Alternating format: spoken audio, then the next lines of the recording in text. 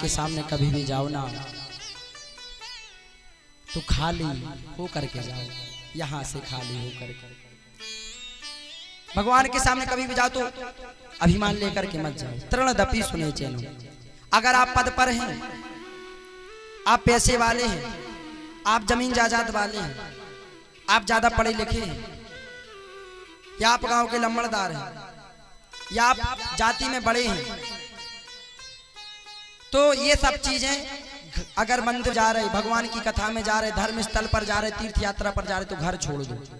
ये चीजें घर छोड़ दो कि हम पैसों में बड़े हैं, जाति में बड़े हैं, या गांव के बड़े आदमी हैं।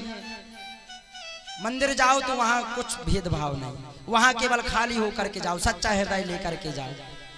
क्योंकि भगवान कहते हैं मुझे तुम्हारा अभिमान, अहम, जिसने कहा कि मैं, जहां पर मैं शब्द जुड़ गया वहां भगवान कहते चल ठीक है, अब तू ही कर ले जो कुछ करना है।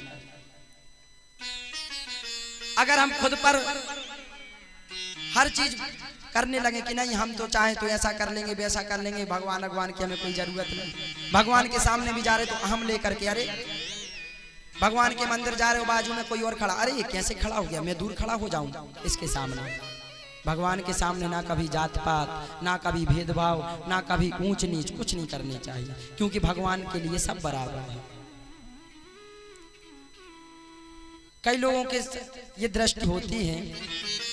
आपने सत्यनारायण की कथा सुनी होगी, किस किसने सत्यनारायण की कथा सुनी, हाथ उठाओ।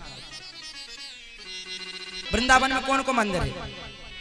वहां के बिहारी को, राधा रानी को थोड़ी है। राधा रानी को कहाँ है? बरसाना। लेकिन राधा रानी बरसाना की हो के भी उनको हुकूमत चलत कहाँ? वृंदावन में। कि वृंदावन में हुक्म चले बरसाने वाली का, इसलिए मेरा श्याम दीवाना है देखो श्री राधा रानी का। भगवान भी उनके दीवाने हैं, क्योंकि भगवान भी कहते हैं कि राधा राधा रटत ही हर बाधा मिट जाए, और कोटि जन्म की आपदा पल भर में मिट जाए।